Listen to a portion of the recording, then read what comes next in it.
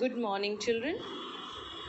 Today we are going to begin with our chapter, A Little Fish Story. Children, writer of this chapter is Enos B. Comstock.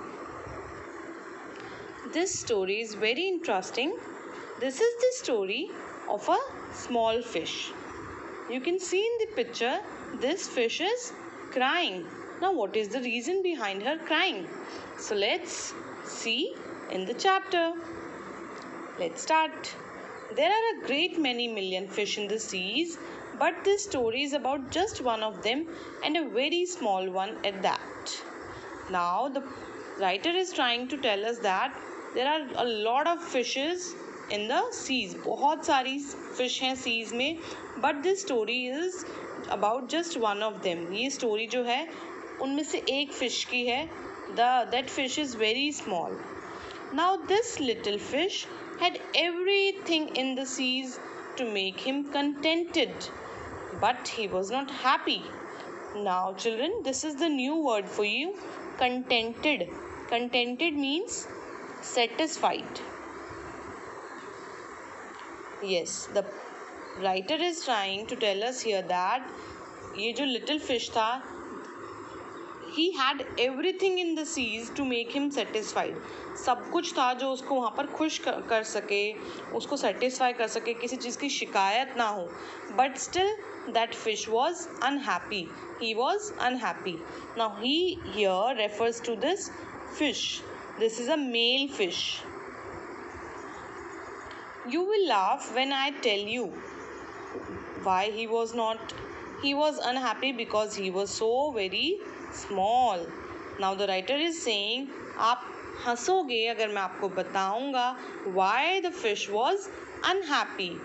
He's telling us that he was unhappy because he was very small. See children, what was the silly reason behind her unhappiness? The fish was unhappy because he was very small in size. Let's continue now. It's very hard to be such a little mite of a fish, he would say over and over again. If I were only larger, how much happier I could be. And he said it so many times that I think he believed it.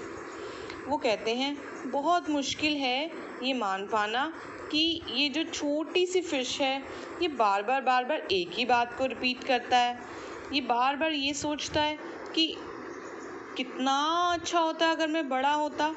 And he said it so many times that I think he believed it. और वो इतनी बार इस चीज़ को कह देता है कि वो मान लेता है कि मैं बड़ा होता तो ही खुश होता, छोटा हूँ तो खुश नहीं हूँ.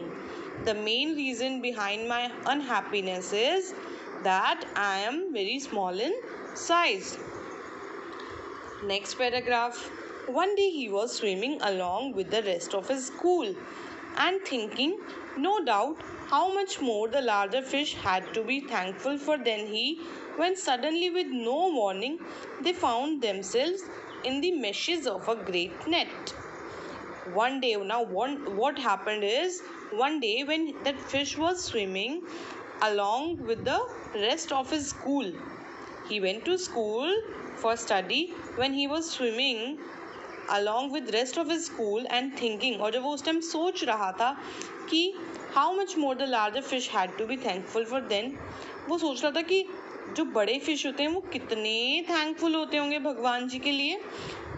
तभी एकदम से क्या होता है, when suddenly with no warning, कोई वार्निंग नहीं होती, कोई शोर नहीं, कुछ नहीं, they found themselves in the meshes of a great net.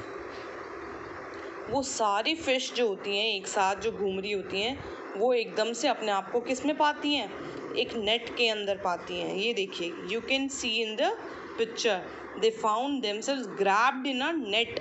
वो अपने आप को एक नेट में बंधा हुआ पाती हैं. There was much floundering and splashing as the net was drawn up out of the water into the sunlight, and just as its whole was being emptied into the boat, the smallest fish in the school wriggled through the mesh and slipped back into the cool, clear water. How good it felt. Now what happens is there was much floundering. Floundering होता है struggle करना. जब net में बहुत सारे fishes फंस गई, they all were struggling and splashing. What is the splashing here? Splashing जो sound लिक्विड में, जब हम लिक्विड को बहुत हार्डली मारते हैं, ऐसे मारते हैं, छींटे मारते हैं, तो वो स्प्लैश की आवाज़ आती है. That is splashing. वो जो सारी फिशेस थी बहुत स्ट्रगल कर रही थी, स्प्लैश कर रही थी. तभी क्या होता है, नेट जो है वो पानी से ऊपर आ जाता है सनलाइट के पास.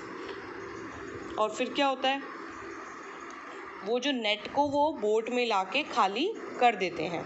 सारे फिश को किधर ले आते हैं, बोट के अंदर ले आते हैं.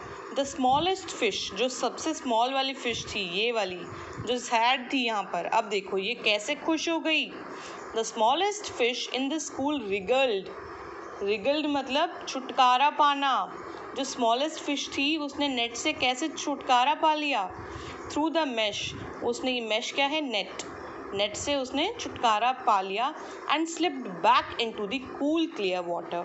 और वापस से कूल क्लियर वाटर में वो चली गई. How good it felt. उस टाइम पे उसको बहुत अच्छा लगा. He swam here and there and everywhere.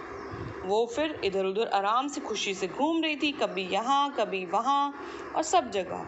And some of the fish who knew him well all the rest of his life said that they never again heard him say that he wished to be anything but a little fish. और कुछ fish जो उसको पूरी life जानती थी, उन्होंने ये बताया उस इंसिडेंट के बाद, उस हैपनिंग के बाद कभी भी उस स्मॉल फिश ने ये कंप्लेन नहीं की कि मुझे दोबारा बड़ा कर दिया जाए, मुझे बड़ा होना है. उसने फिर कभी इस चीज़ की कंप्लेन नहीं की, क्योंकि इस इंसिडेंट से उसने जाना कि हर चीज़ के अपने फ़ायदे हैं और नुकसान हैं. वो छोटी थी तो इसलिए बच गई. जितनी भी बड़ी फिशेस थी, ये देखो, वो जितनी भी बड़ी फिशेस थी वो नेट में फंस गई, वो नहीं निकल पा रही थी.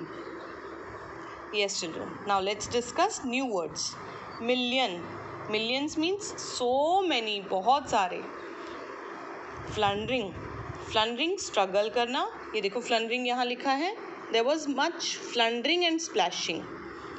मैशेस. मैशेस है नेट. नेट पतला पतला जो नेट बना होता है, this is the net meshes. Haul. Haul means pulling, खींचना. Contented, satisfied.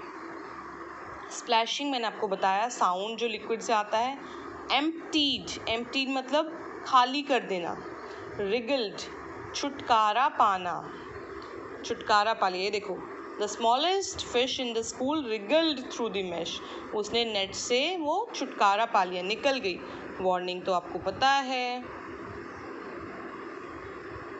In this way we have discussed this story today children. Now your homework is to read the chapter again and write down new words in your notebook. Also try to find out their meanings in English only and write them in your notebook. Thank you children. That's it for today.